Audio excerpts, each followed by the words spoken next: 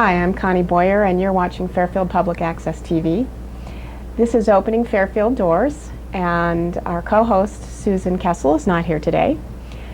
Our show is about Fairfield, and our mission statement reads that we want to promote awareness, appreciation, and understanding of each other by bringing you different places and different faces here in Fairfield. And today's guest, we have Dr. Robert Tree. And for those of you that don't know Dr. Tree, he's been around for at least a little while.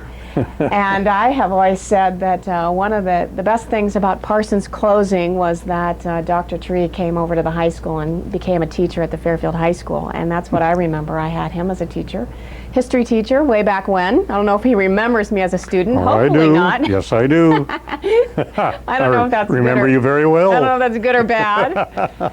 Could be, well anyway, let's just not go there. So anyway, we're delighted to have you tonight, or this afternoon, and we'd just like to take you back in time a little bit, and because I don't really know what your background is and where you grew up and if it was from Fairfield or somewhere else, and so if you could give us a little background of your childhood. All right, first of all, I'm very happy to be here this afternoon. And I am a Midwesterner, but I am a transplant to Iowa. I was born in Chicago and grew up in LaGrange Park, Illinois, which is a suburb about 14 miles southwest of the Loop. And that's where I grew up, went to high school, Lyons Township High School in LaGrange. And then I came out to Iowa for college. I came out after I had been in the Navy for a couple of years. I came out to Grinnell College, got my degree in history at Grinnell. Then I went back to the Chicago area to Northwestern University for my master's and my doctorate in history. Okay. And you said you were in the Navy a couple years? Can you Yes. tell us when that was? That was in 1945, 46. Right at the end of the war and after. I graduated from high school in June of 1944. And if I remember correctly, and this I'm just having to rely on memory, I kind of think that our graduation date was also D-Day. Uh-huh. And I was 17 at the time when I graduated. And I enlisted in the Navy, but the Navy didn't call me up for active duty until just about the time I was 18. So I had several months in there after graduation.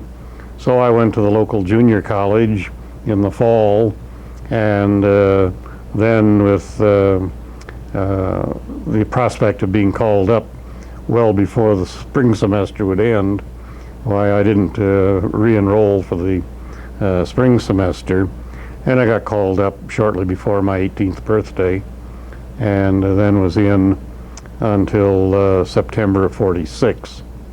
So I have to ask, given today, what's happening in the world today, and of course, you know, the last couple days we've had the strikes in Afghanistan, and looking back on that time, are there similarities that remind you of World War II, or anything that's similar, what's going on right now, anything that feels similar? I mean, we all are hoping that this is not going to escalate into World War III, obviously. There are certainly some definite similarities, as well as some differences. Of course, for one thing, the conflict that the United States came involved in 1941, 42, was with specific countries, Japan and Germany and Italy. And everybody knew really who the enemy was, and of course they had navies and armies and air forces and the like. And it was, of course, a long drawn-out affair. The war had been going on for 2 years before the United States became directly involved, although we had been indirectly involved from the very outset of it. And everyone knew at the time it was probably going to be a long, drawn-out affair. And as of 1944, the prospects of the end of the war in Europe were becoming clearer and clearer. And of course, after the Battle of the Bulge, which began in December of 44 and lasted into January of 45, there was some concern that maybe the war in Europe wasn't going to end as soon as it looked a few months earlier. But after January, there wasn't any question. But with Japan, that was another matter. And indeed, in the early months of 1945, units from the armed forces in Europe were starting to be withdrawn from Europe and were being transferred to the Pacific, with the idea that they would be ready for the invasion of Japan. And in the summer of 1945, after VE Day had ended the war in Europe in May, in the summer of 45, the hottest battle of all in the Pacific was going on. This was the invasion and conquest of Okinawa as the final staging area for the invasion of Japan. And so there was a lot of uncertainty in that summer and early fall before the dropping of the bombs as to what was going to happen and how long the invasion might last and how great the cost would be. And fortunately, I think for all concerned, and although it was controversial then and has remained controversial ever since, the decision by President Truman to drop the 2 atomic bombs brought the Pacific War to an abrupt end, which until that happened had not been anticipated. Now we're looking at kind of, we don't know when this is going to end. Yeah, certainly. I mean, it is kind of scary. Yeah. Do you remember where you were the day of the Pearl Harbor attack?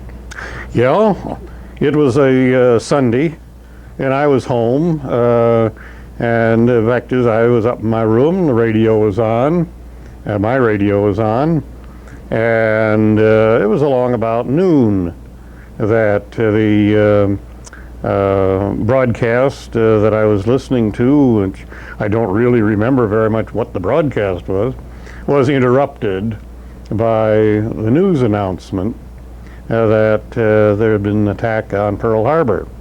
Well, I went downstairs and told my parents that I had just heard on the radio that apparently the Japanese had attacked Pearl Harbor. Well, my father at that point then turned on the radio downstairs, and sure enough, we didn't have television in those days, so we couldn't look at it and see what was happening. But the communication got back to the mainland pretty quickly then. Yes.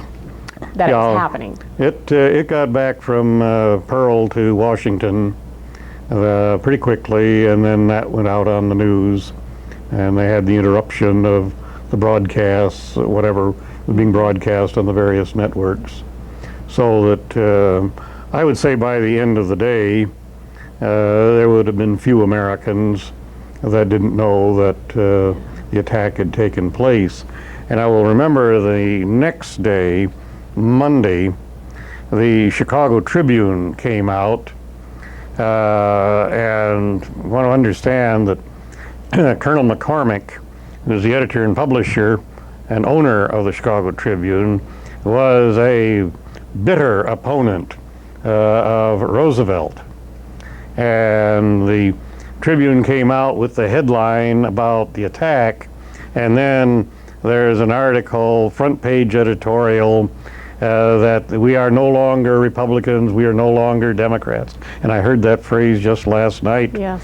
On one of the news broadcasts, but emphasized that we're putting all this behind us, and we go forward now to wage war. Now that doesn't mean that during the next 4 years, there weren't disagreements and criticisms and all of that. But basically, the country remained quite united as to what the goals were. The goals were the defeat of the Axis powers and the restoration of a peaceful world. And but there was not always peace and harmony as to how that was going to be accomplished. Yeah, well, I would say that, yeah, I mean, in some ways we're united as far as, or the Congress is saying that, yeah, we're not Democrat and we're not Republican, we're all in this together, and, you know, they have a goal. And yet, you know, out here in the world, there's certainly some disagreements about how to handle it. You know, should we be bombing, should we not? You know, what's best for everyone involved and those kinds of things. So certainly we're going to, you know, it's the same issues, but it strikes me, you know, that in 41 when we just had radio, and to think that, you know, almost a month ago I actually saw the second plane hit live on TV. It's totally incredible. And of course, yeah, you and I were in the same boat in that regard, because I heard on the radio a report that a plane had struck the first tower. And so, oh my gosh, that's pretty awful. And so I turned on the television then to see what they might have. And I'd only had it on just a very short time when I see this plane coming in toward the other one. So yeah, exactly. That's what my experience was too. And at first my thought was, oh, here's a plane coming to get a picture. And then when it hit the building, I'm going, you know, then you kind of wake up and you go, oh, well, that's not a small, like, news plane. That's like a major aircraft. Well, exactly. And at that point, you know, it was just very shocking to see. And I think all of us who did see it, or all of us, you know, that have lived through this time now, 50 years from now, again, we'll remember what we were doing on that day, just as you remember from, you know, Pearl Harbor. I think that's really interesting. Yeah. And there's been a few other events in the world that people say you'll remember exactly what you were doing and at that time, you know, such as when Kennedy was shot. Right. And that was another time that people have talked about. Sure. So going back a little bit, you went to college for history. And you knew when you went to college that's what you wanted to do? You wanted to study history? I mean, what was your interest? That was my interest. That's what I had decided I wanted to do. And is that American history, or? It was really American history as the primary field, but I was interested then and have remained ever since interested in the history of other countries and other periods of time long before the United States or even the Americas were known to the European world or any other part of the world for that matter. And that's one of the things I'm rather enjoying now in retirement, that while my reading is still largely in the field of history, I find myself reading some books without having to think how this will tie in with a course I'm teaching. Is this something that I can utilize in a course? And instead, I'm reading things now that just sort of interest me. I think I would like to know more about that. Yeah. And so So what are some of the most interesting books that you've read? Well, one of them that I thoroughly enjoyed, that I read about close to a year ago now, I guess, was Alison Weir's biography of Eleanor of Aquitaine. And I can tell by the look on your face, you haven't the foggiest. You're right. And I'm not surprised. However, if you saw the motion picture, which is an old one now, Spencer Tracy, no, not Spencer Tracy, Michael York, I think was, and Katharine Hepburn played Eleanor of Aquitaine. Lion in Winter. and she was the wife of Henry II of England. And I recognize some names now. okay. Well, she was the mother. Now, this one you probably will recognize. She was the mother. She had several children by Henry, but the two that are the best known to modern Americans would be Richard the Lionhearted, Richard the First of England, and his younger brother, John, King John, who is the villain, I was gonna along say, with the Sheriff of somebody's a good Nottingham. guy and somebody's a bad guy, right? Yeah. And you know the tales of Robin Hood.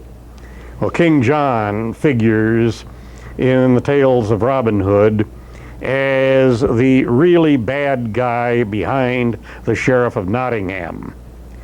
He also figures as the bad guy in some of Sir Walter Scott's romantic tales of the 11th and 12th centuries.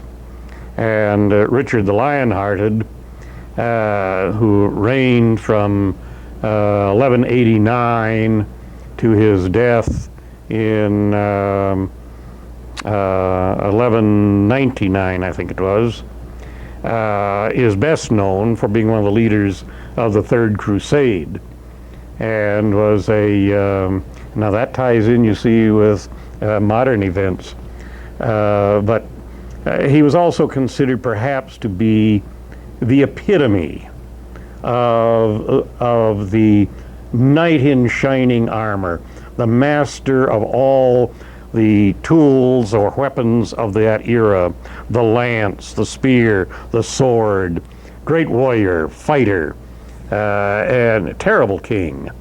He spent less than a year all told in England, and the rest of the time he's off fighting somewhere. And fact is, he cost England a great deal of money, the English people, the peasants, the serfs, and all a great deal of money, because first of all, he raised a tremendous amount of money to pay the expenses of going on the crusade. Then on his way back from the crusade, he is captured by Duke Leopold of Austria and held for ransom. And so the authorities back home, including his mother, have to raise another tremendous sum from the people to ransom him from the Duke and now the Emperor's clutches and get him home. So he was a very expensive monarch and didn't do anything very good for England. Yeah, and his crusade was about what again? Or did you tell me that? Well, the crusade was to recapture the Holy Land from the Muslims. Oh boy. Now you see, this is one of the things we have to take into account of why do people over there hate us so? We had nothing to do with the Crusades. The Americas were unknown at that time, but we have inherited the Crusaders' mantle. And the thing of it is, people, other parts of the world, particularly people who think they're getting the short end of the stick, take history very seriously. We're not inclined to take history very seriously. That happened and we go on our way. And in part, we owe some of that perhaps to Thomas Jefferson, who was not very history-minded. But if you think about it, though, my example on this would be if I had a class, to a class, think of Southerners. They remember the lost cause and take it seriously. Many of them, not all, but many of them do. In the North, the Civil War is not a big deal any longer. It is sort of remembered on Memorial Day distantly and vaguely, but nobody thinks a whole lot about it. But the Southerners take the lost cause seriously. Well, Muslims still remember the Crusades and the butchery and the fighting and the attack that took place in the First Crusade and the Second Crusade. And indeed part of the division between Orthodox Christianity in Eastern Europe and in the Middle East and Roman Christianity and Catholicism has to do with the problems that Byzantium encountered as a result of the Crusaders. And on the Fourth Crusade, when the Christians sacked Byzantium, the capital of the Eastern Roman Empire, which was a Christian community. And so they have remembered that with great bitterness. I don't think most Western Christians give it a thought. Well, and do you think it's because, I mean, in reality, our country is still pretty young. Some, you know, I mean, a couple hundred years old plus, a little more. Whereas, you know, other countries have a lot more history there than we do.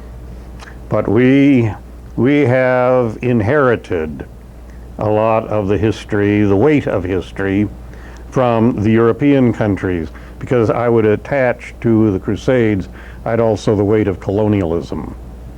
And remember that the 19th century, the period of colonialism and imperialism, the British, the French, were in the Middle Eastern area. And this is not a period that is remembered happily by the people that live there. And while the United States was not involved in it, still we inherit it because we're the country and the powerful one now, and the European countries are not so powerful. And along with that, it seems to me we have to keep in mind the fact that is very upsetting to conservative societies is that there are an awful lot of people in these countries who admire much about Western culture and society. They like it and they want it. This is very upsetting to conservatives who want to continue the traditional ways.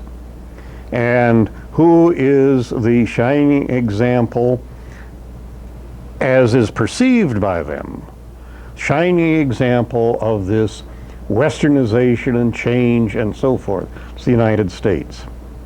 They don't seem to realize that actually among the world cultures and all, ours is one of the more conservative. We're more conservative really than most of the societies in Western Europe, you know. Well, that's true. And, but I think you bring out a very good point, and that's the fact that the United States is, because of its freedom, and I guess that's the word I want to use, because of its freedom and we have a lot of choices, there's kind of like a disconnect with some of the religions and some of the cultures that don't want to lose their old heritage and their old culture, and how to balance that out. And it seems as if what they try to do then is try to control, for example, like the Taliban. And what do I know? I don't know much about this, but it seems like sometimes there's, they want to keep control of it, so then they kind of really tighten up things and get extreme, and they're just not able to balance out, what's good about Western culture, and then bring it into their society in a balanced way with keeping their, their old-time traditions and some of the things that are really important and are useful. I mean, there are definitely some of the things that are very useful in their religious aspects and their culture that we wouldn't want them to lose. Right. And also, you stop and think about it, we have some of those same tensions in our own society, because we do have conservative groups that are not happy with the direction that American society, culture has taken. And some have tended to retreat to remote areas of the country and try to isolate themselves from the rest. So the kind of tension that it seems to me exists in other parts of the world regarding the Western culture and all, we see it in existing right here. It's not, and it sometimes takes a rather violent or bizarre direction. Well, and it also seems to me that because of the oil situation is why we kind of have our hands in the Middle East so much. And you know, maybe like again, I'm not up on these things, so it's just kind of a perception that I have. And you know, after the September 11th, I just thought, gee whiz, I'd rather pay $10 or $20 for a gallon of gas. I'll ride my bicycle than to have this happen again. It was just so devastating. And you know, we need to start thinking about things differently. Is that, I mean, do you think that's an issue? I mean, I think it very definitely is. And how big of an issue is that? How big of that? Well, obviously the need for oil from the American and indeed the whole Western world aspect, it's very necessary. It's what runs our machinery, keeps our factories going and so forth to a large extent. And I think it's not so much that they object to selling the oil to the West. It is that they object to the fact that the West meddles or seems to meddle in their affairs in order to get the oil and to get it more cheaply, and that we have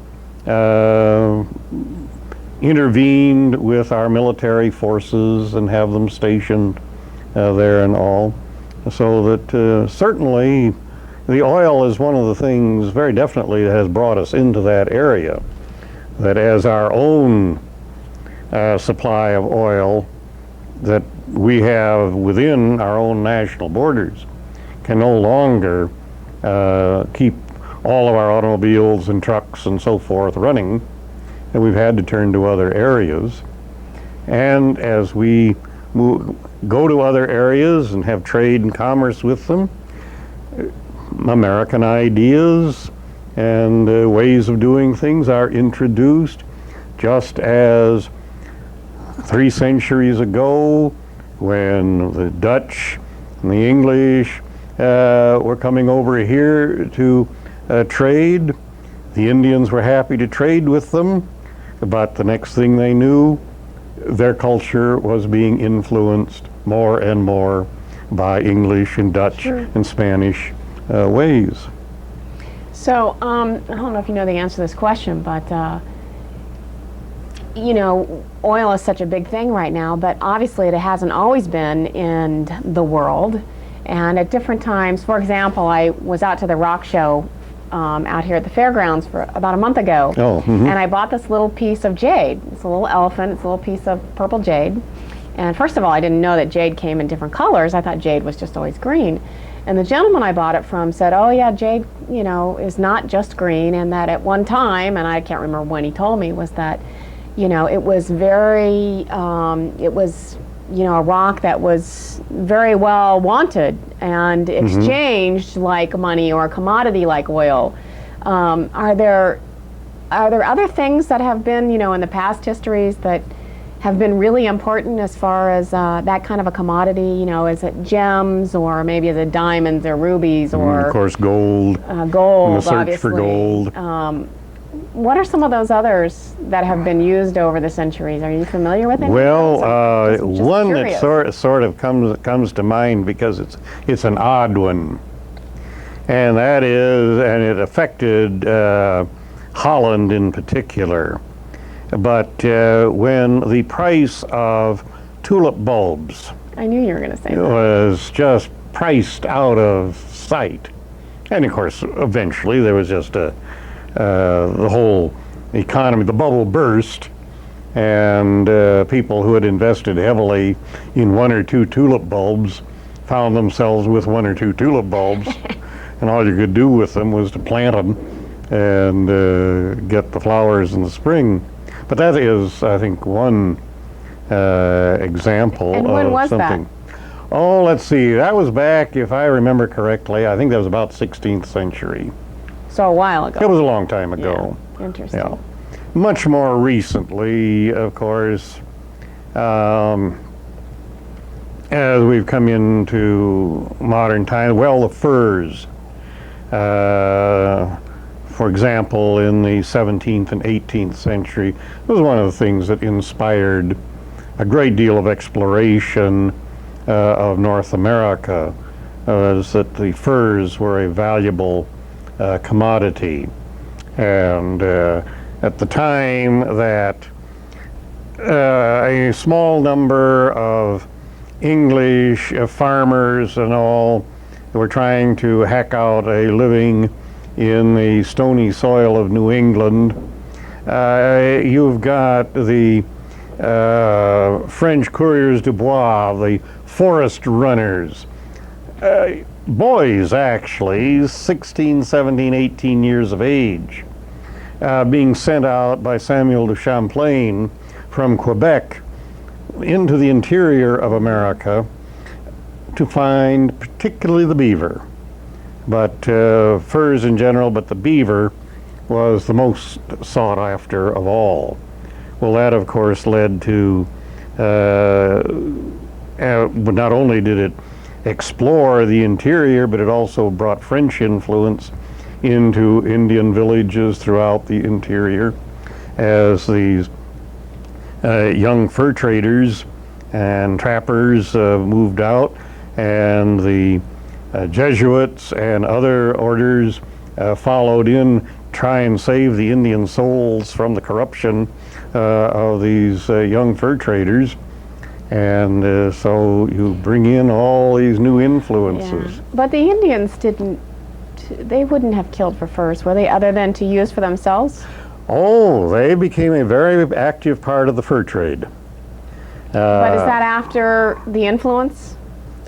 It's after they discover, they realize that these Europeans want the furs, that they're valuable. Yes, then they will go after more furs. And where you got some conflict sometimes was that certain Indians looked upon themselves as middlemen between other Indians and the Europeans. Good example, or the Iroquois felt that they were the go-betweens, in their view, the less sophisticated Huron and Algonquin in general that were out closer to the furs. And the Iroquois tried to maintain themselves as a middleman, and this led to conflict. Indian with Indians, against French, the English get involved, the Dutch.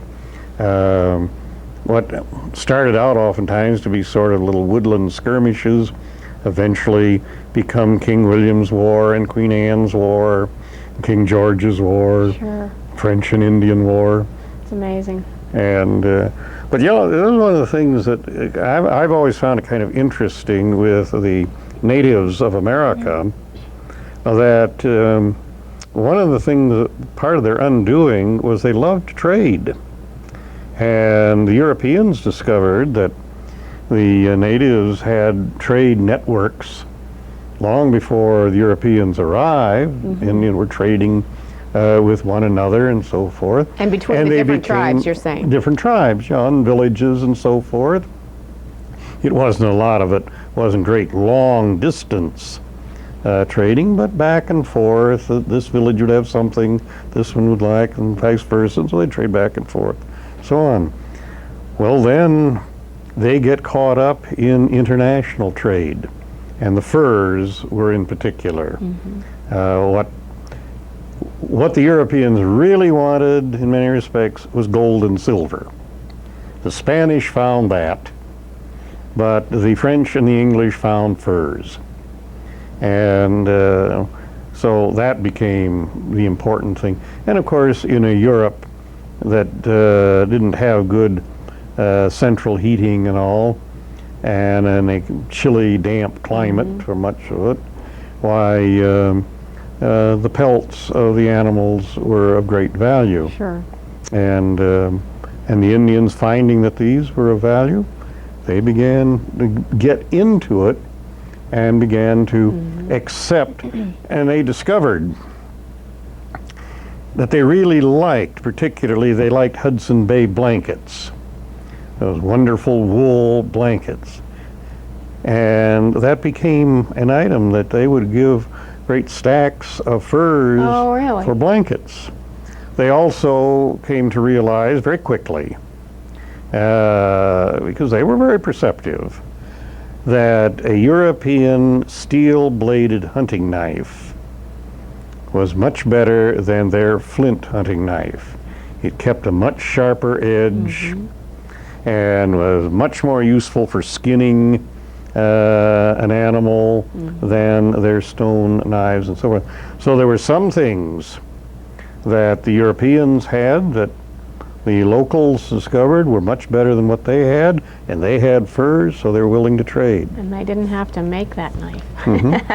Just trade for it. That's fascinating.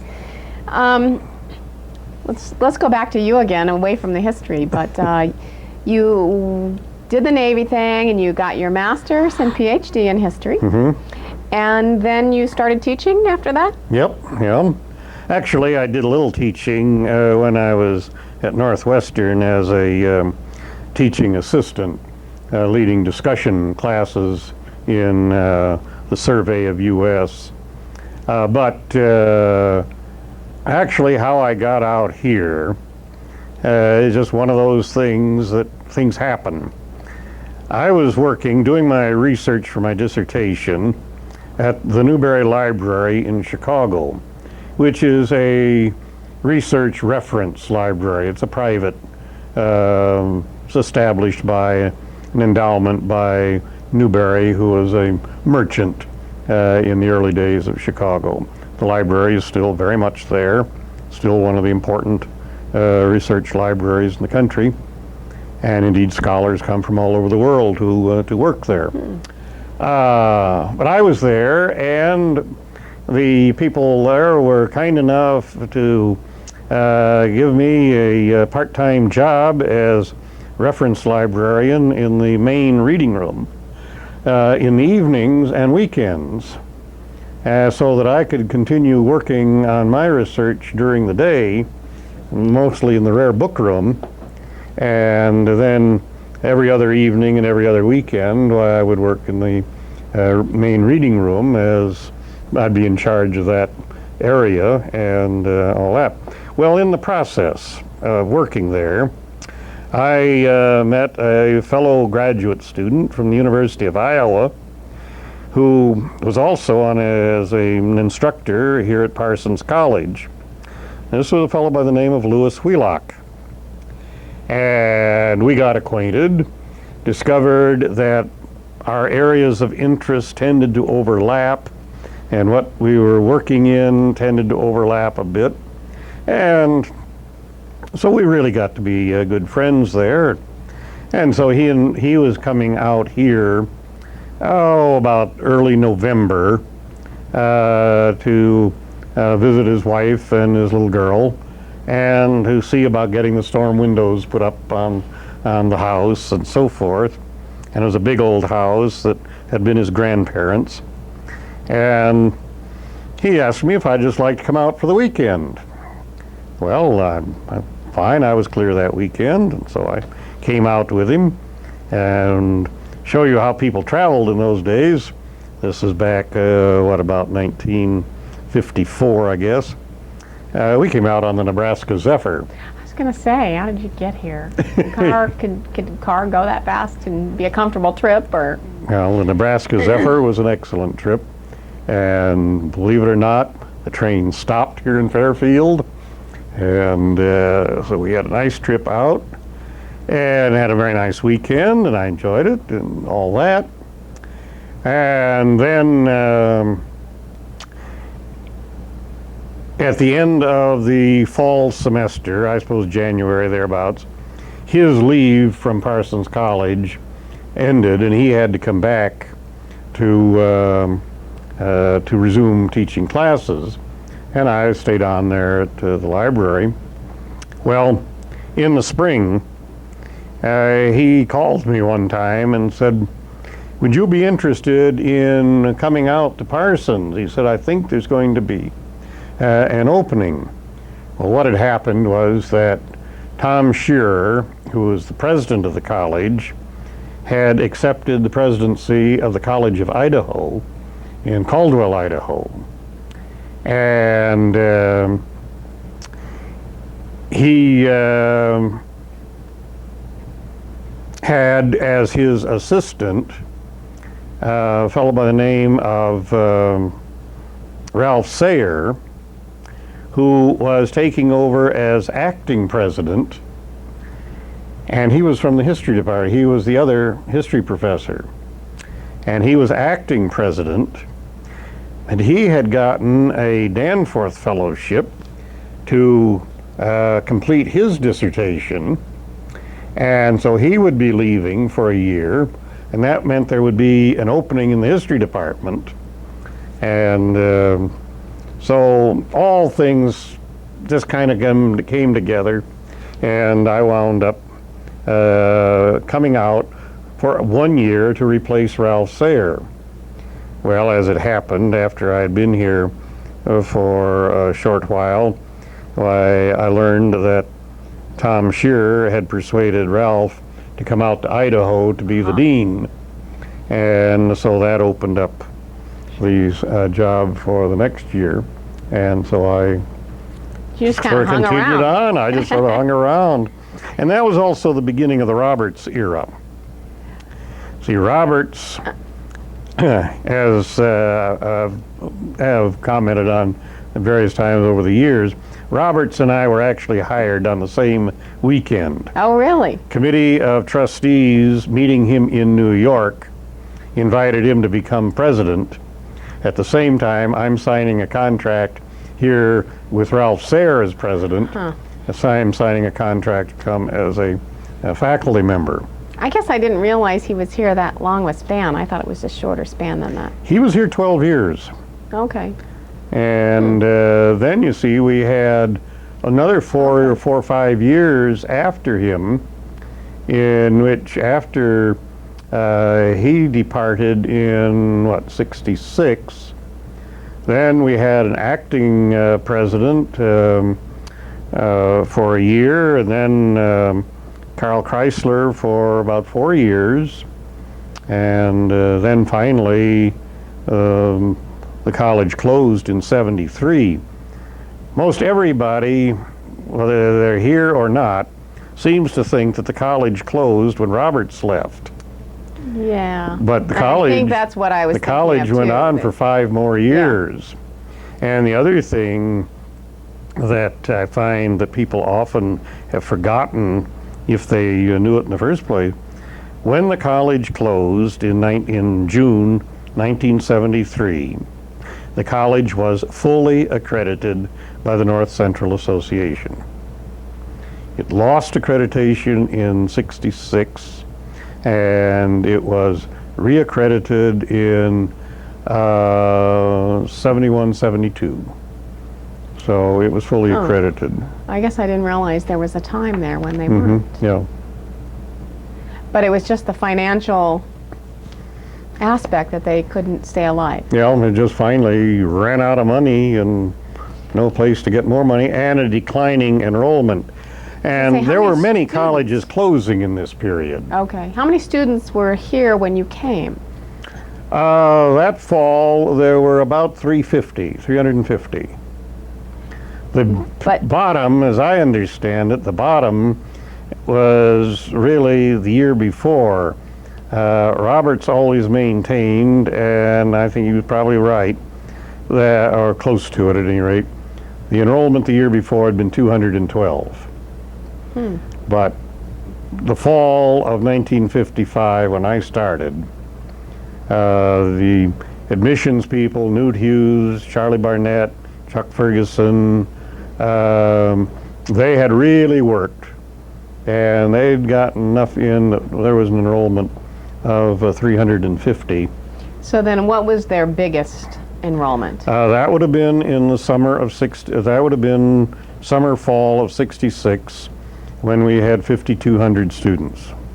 So how did they market themselves to get that many students? Okay, now the theory is that they were all just party people from the East. Well, rich with rich parents. there were some. You know, that's the big rumor. Yeah. And you had to have some students who could pay the bills.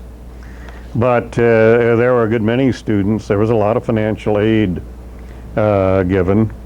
And there were many students who had to work part-time, so forth, and always had been. One of the things I learned about when I first came here was the night sausage department at Morrell's. Oh my, I've never heard about this one. Well, the night sausage department employed a great many Parsons students, particularly Parsons men. They could work a 40-hour week at night and go to school by day. Now, that's in Ottumwa? Uh-huh. Yeah. Now, Morrell's was a big meat packing plant for years and years in Ottumwa. The Excel occupies the site. I think all of the old Morrell buildings are now gone, unless there's some little building that's tucked away in there. Yeah. But Excel occupies where that's what I Morrell was thinking. used to be.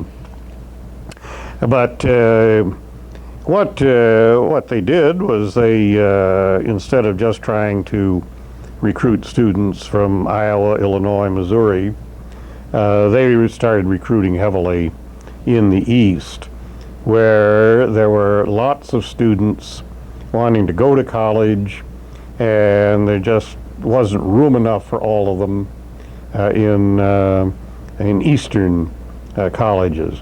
Now, Parsons was not the only college by any means that was recruiting Chicago and on east. There were others doing it, but we did recruit very vigorously in that region. Now, one of the things that the college did, and which has become kind of standard, and that was to have an open enrollment policy.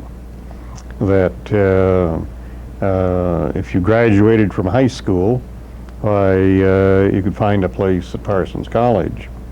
But then one of the things that Parsons did that I think was always very good has never gotten the publicity and write-up and all that I think it should have. And that was the development of an honest-to-goodness tutoring program where people were hired, employed full-time to be tutors. Not like many schools have, where they'll recruit students to be tutors of other students. And these students can maybe give a couple of hours a week to it and that sort of thing. But we actually hired some of our own graduates. We hired graduates from other schools. And the idea for many of these graduates was that they would work for us maybe a couple of years, and they got a decent pay for it, and it would help them accumulate some funds that then they could go to college, or go on to a graduate school, I should say. And and we converted the basement of the library into the tutoring center, and that was a busy, busy place, especially from late afternoon on into long about 9, 10 o'clock at night. And a lot of the tutoring would get done at those hours. And the tutors themselves would often be attending classes for the courses in which they were tutoring to make sure they knew what was being said in the classroom, and then they would meet with their charges in the late afternoon and evening. So obviously we know that during that time period there was a lot of building going around, going on, and that's what we see with the pods that are still there that I don't think we're ever supposed to have meant to be up that long. No, they have lasted beyond. I remember Dr. Roberts saying publicly that, and being quoted in the press, saying that he anticipated about 25 years for those buildings. Wow. Because we don't know what we'll need 25 years out. So if we need something different, we can tear them down and put up something different. Well, because of the money that was spent, was that part of their demise? And you mentioned other colleges were going broke at that time too. Was there similar issues? Yeah, and one of the factors that was hitting many colleges was declining enrollment. 73, the early 70s, you see, marks the downturn of the involvement in Vietnam. And we had, during the Vietnam War, we had a really bad draft system, in my opinion. And that is that if you could be accepted and stay in college, you got deferred from the draft and service in the military until you graduated from college. And then, of course, the way it worked is if you could get accepted into graduate school, you could continue to be deferred. The result was that you had in colleges all over the country, you had classrooms in which there were an awful lot of young fellows that were really draft dodgers. It was legal, but they were staying out of the draft by being in your classroom. Some really wanted to be there, others didn't want to be there. And some of them did only as little as they absolutely had to do to stay in good academic standing. When the draft ended and the war was winding down, classrooms all over the country started emptying out. There were just a lot of these fellows that now they were no longer subject to the draft, they left. Oh. And that meant, you see, that schools that had built dormitories and classrooms, hired faculty, all the rest, to accommodate, let us say, 2,000 students on their campus, find themselves with 1,000. So the fact that there were men going off to Vietnam, I mean, was that an impact too, that there was declining enrollment also? Actually, not for that period, because the war in Vietnam was winding down very rapidly. See, by 1973, we were pretty well all out of it. Well, that's true. So I guess I wasn't clear about when the declining enrollment kind of started. Yeah, it really started along about 1970. Oh, okay, so that's further out than... Yeah. I see. Oh, that's interesting. So you have to tell us a couple of those great stories at Parsons. You got to tell the electric one. Okay, this of course happened before my day. I heard about it when I came here, and Susan Fulton Welty tells it very well in her book, and Willis Parsons tells it in his first 50 years of Parsons College, that there was compulsory chapel. And in the late 19th and early 20th century, there was chapel every morning, and students were required to attend. And the faculty attended. And the original arrangement in the chapel for the chancel area was you had a kind of semicircle of chairs for the faculty and clergy, and then behind that semicircle was another semicircle for the more junior faculty members, and then the choir sat in pews behind them, and it's all was all on raised platforms. Well, one morning, an enterprising student had taken a magneto, would that be the right thing from an old Ford, according to the story, strings the wires from it into the building and then wires the chairs.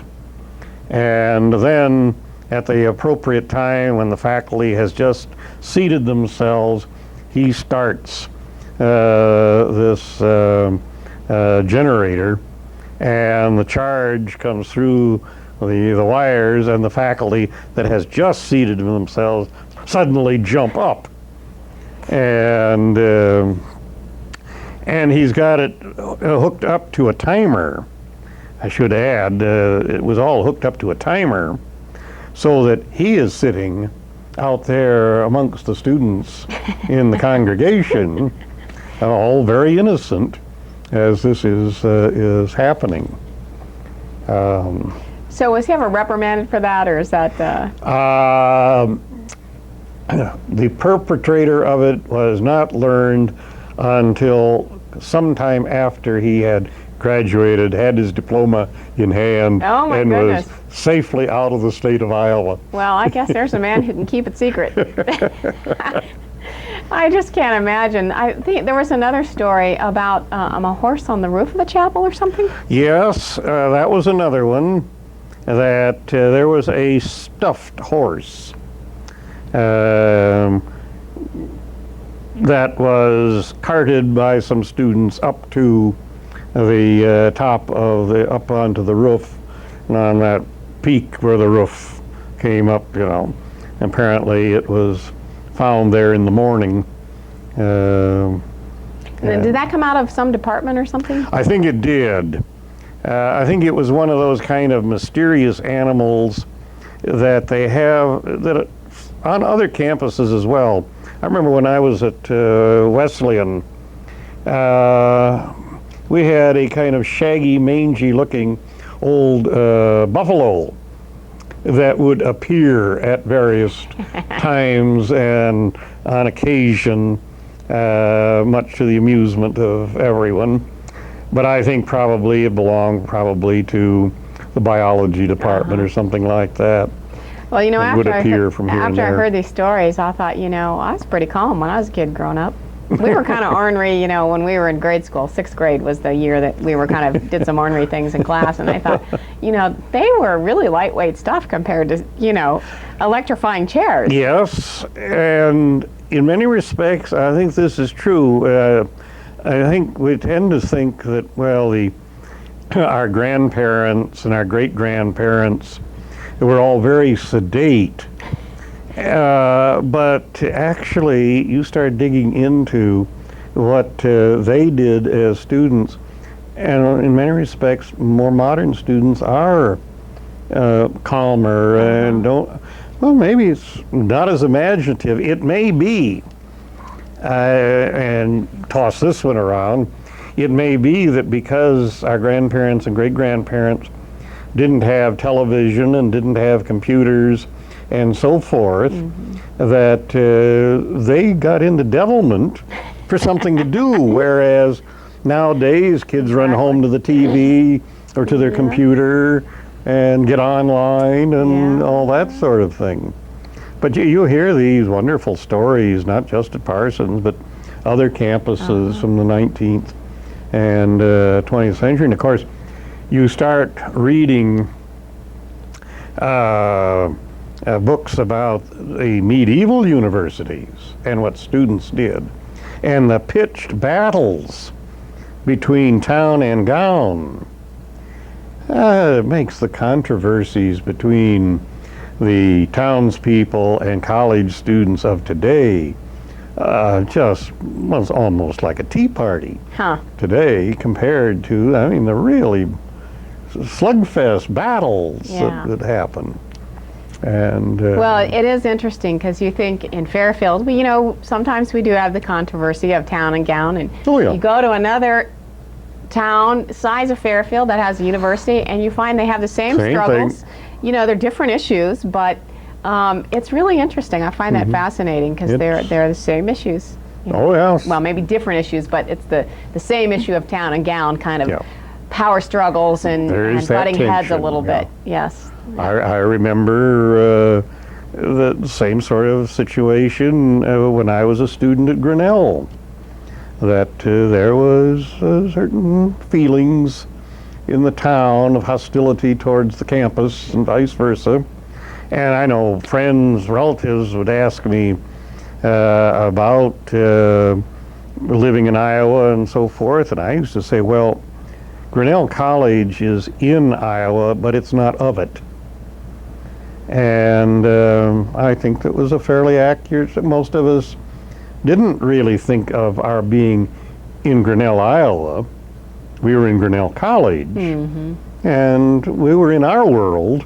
Sure. And we had some contacts. There was a place we all liked to go to up on the square, Candyland. It was part of a drugstore, but they had a wonderful soda fountain. And so that was a place that students patronized. And you patronized the dry cleaner and the florist and so forth, but and went to the movies. But again, there just wasn't a whole lot of mixing and mingling. Now, I remember Mike Brewer once saying that, and I think he went to Parsons, as I recall. Yeah, Mike was a student of mine. Yeah. And talking about the huge floats and the amount of money they would spend, like I think it was Homecoming, Parsons Homecoming. And now, I could be wrong, but I think I recall him spending, like $20,000 for a float. Now, do you remember that? I think I've always wanted to question him about that. And maybe that meant the whole scenario. Maybe that meant the whole weekend. I think maybe that would be the whole weekend. I think that would be high for anyone. Okay. But it sounded like these were huge events. But they were. It was kind of interesting because I remember the size of the homecoming parade my first years here, where the floats were much more like the high school floats that you remember and still are being produced. And then gradually, as the fraternities and sororities and other groups got bigger, more members, and a little more affluent, they got more expensive, more elaborate, and actually you had, in some cases, you would have one or more fellows that were really kind of mechanical wizards that would be able to create something that it could be animated, it would move, it would change, things would happen on it. Now, it never matched what you see in the Rose Parade. Sure. But for amateurs putting it together in a short time before the parade, some of them were pretty remarkable. And and compared to the cost of, say, a float in 1958, a float in 1964, it was going to be a lot more expensive. But I think that figure 20,000 would be high. But one of the ones that really caught attention, one of the fraternities, I think it was, had a float. Of course, this was the time when we were trying to launch rockets into the air down at Cape Canaveral and get things orbiting. Well, they had a float designed to look like a rocket launcher. And right in front of the judges' stand, they set it off to do its thing. Well, something went wrong and the thing went up in flames. Oh my. Well, that got on the wire services, and it got publicity around the country. And the other one that got publicity, and I think it was a year before, but one of the things that Dr. Roberts introduced was based on the University of Chicago Great Books program. And all the faculty and all the students were all to read the same book. Well, what we started out with was Homer's Iliad. Well, at homecoming time, we were just finishing reading the Iliad, and darned if some students didn't hang Homer in effigy from a big oak tree, I think it was, just to the west of what was then Ewing Hall, which is now the Hen Mansion. And that made the wire services, because that same weekend, I think 3 or 4 rather prominent big college or university football coaches got hung in effigy for the fact that their teams were not doing well. And here was this little college in Iowa that was hanging a long dead poet. Oh, that's great. And that got the wire services. It also tended to upset our own librarian, because he was the one that was faculty in charge of the Great Books program. And his first name was Homer. Oh, no. And this was supposed to be a serious thing, I'm sure. Oh, yes. Oh, that's great. But, you know, it's typical in tradition of college and universities. Sure, you study and deal with a lot of serious things, but there's also that lighthearted Right. Element and spoof sometimes that comes in. And So when Parsons closed, you came to the Fairfield High School, right? Directly from Not Parsons? directly, no. I think I was off for about a year or so, and looking for another job. Taking it easy for a year, sort of? Well, sort of, but also interviewing, but nobody seemed to want anybody in history in those days. And but after about a year, they opened up, an opening developed there at the high school. So did you like teaching at the high school versus the college? Well, I enjoyed the high school, and I had a lot of good students there. I think I would have to say I enjoyed the college more. I liked the college schedule better, and I liked the variety of courses a little bit better, preferred it. But I remember, I had a good time there. You know, Vera Young also came from Parsons, and she taught anatomy, and I can remember in high school, I hope this is okay with her, but I remember everyone saying, don't take anatomy until you're a senior, because she likes older students. Because she was used to teaching college students, you know, so the real young ones, I think they were too young for her, you know, so I specifically remember that was one of the issues from her as instructor from Parsons. So then how many years did you teach at the high school? I was there 10 years. 10 years. And have you done some teaching at Wesleyan? Yeah, I was at Wesleyan there? for 11 years. 11 years. And I retired last year. Last year, okay. So back into the college scene. And I started at Wesleyan teaching in their continuing education program, which was really very nice. I was teaching a course in the evening, one night a week. And then after a year or so of that, they asked me if I would mind coming over an afternoon a week. They had more students for the course that were day students than they did night students. And then the next thing I knew is, well, our full-time person wants to leave for a year. Would you mind taking his schedule plus your course? And so I did that for a year, and then I thought, well, that's fine. I can go back now to my one course.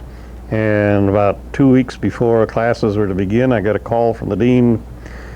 Could you take that schedule again for another year? He's quit. He's resigned. And so I just wound up being there until I finally turned in a resignation and said enough's enough. Yeah. So we've gone over our time that we normally go. So, but I'm going to take just a couple more minutes. So what have you been doing since retirement? What projects or hobbies are you involved in? Well, I've in the nice weather, I've been very much involved in playing golf, and I have picked up my reading. I've been enjoying that, and then also I decided, well, it's time now to learn how to use a computer. And so I've been working on that. And then I've continued some of the things that I was already involved in. The Fairfield Concert Association takes up some of my time. I do the publicity and news releases and so forth for that organization. And so I just find it's just very nice to Keeping busy, not but be on a schedule. yeah, but a more relaxed schedule, I'm sure. Well, we really thank you for coming here today. This was a real pleasure, Thank and you. I I think we enjoyed could it. have sat here and talked for another couple, 3 hours about all kinds of historical things, and which I am not very educated on. So it's fascinating to talk with you, and maybe we'll just have to have you back and cover some more subjects. Okay. So- Well, thank you very much. I've enjoyed it. Yeah. It's been fun. Thank you very much.